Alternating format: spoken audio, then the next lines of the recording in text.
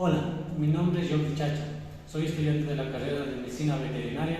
El tema a tratar el día de hoy es tipos de suturas.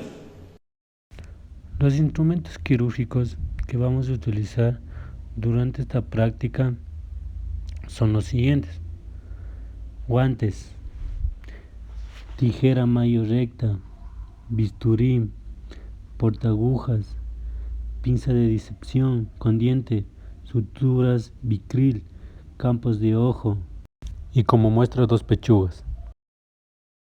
Antes de comenzar con la práctica, es importante la colocación de los campos de ojo, al igual que los guantes estériles. La aguja se introduce primero desde la epidermis hasta el tejido subcutáneo, y el siguiente movimiento de la aguja será desde el tejido subcutáneo hasta salir por la epidermis y del otro borde de la herida. Hay que tener en cuenta que este tipo de sutura punto simple deberá quedar tan ancho como profundo, con el anudado en el exterior a un lado de la línea de cierre. Además, esto se emplea lo que es para aproximar los planos profundos, disminuyendo la tensión, y para lo que es obstruir espacios muertos.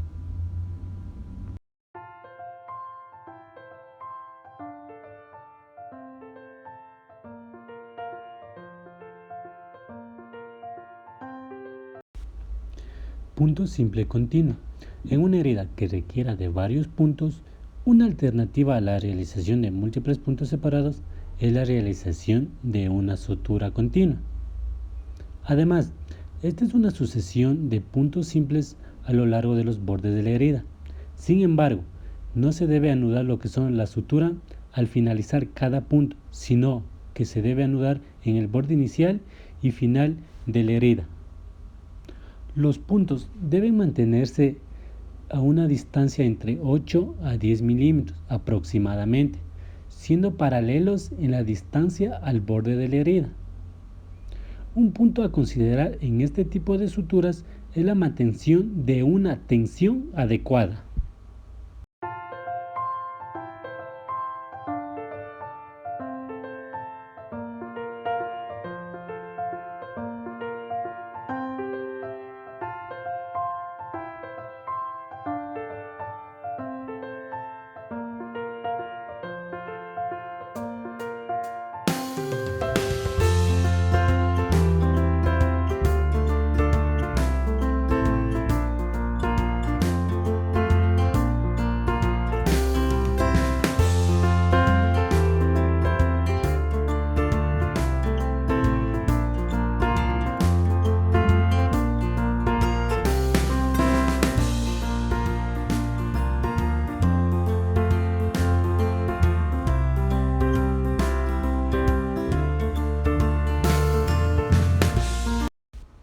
Introducimos la aguja en el tejido, traccionando hasta generar el cabo corto, en la cual luego realizamos un nudo de cirujano, o también llamado nudo simple.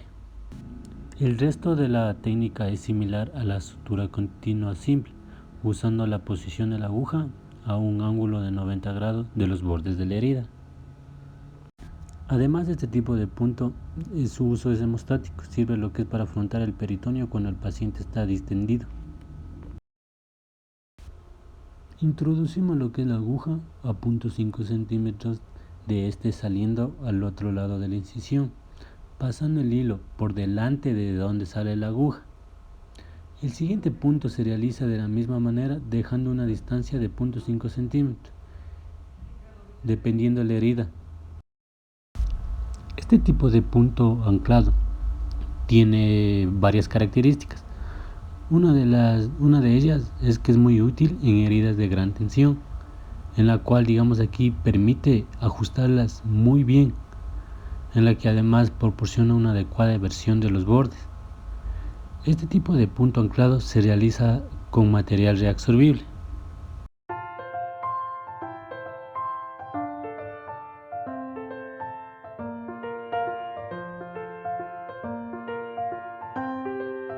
Para concluir la sutura, incidimos la aguja del mismo lado del borde, dejando una pequeña pestaña que será el cabo corto.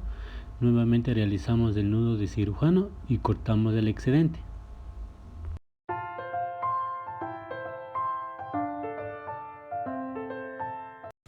Este tipo de punto en X, o también denominado punto en cruz, se trata de hacer dos puntos simples en la misma dirección, como si fuéramos a hacer una sutura continua, aunque uniendo los dos extremos con un solo nudo. Es decir, se pasa la primera puntada atravesando los dos labios perpendicularmente con la aguja. Se cruza lo que es el hilo oblicuamente por encima de la herida y se efectúa lo que es la segunda puntada de la misma forma y a corta distancia de la primera. Las partes del hilo cruzan lo que es sobre la línea de la reunión de los bordes, dibujando en sí una X, o también llamado en cruz, como les había mencionado.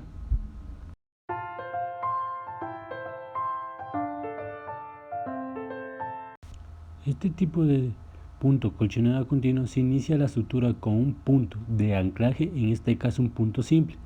Se inserta la aguja de proximal a distal, posteriormente se regresa a la postura de distal a proximal sin anudar y se continúa con este patrón respetando una distancia promedio de 0.5 entre. Este tipo de punto se realiza lo que es en piel, músculos y tendones u otro tipo de reparación que proporciona una buena resistencia y diversión de la herida, por lo cual está indicado en áreas de alta tensión. Considerándose un patrón invaginante, se concluye con un punto simple o nudo de cirujano.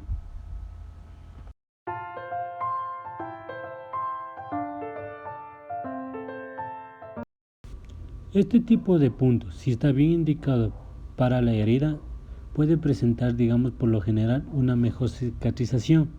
En este punto se logra lo que es una mejor posición de los bordes de la herida.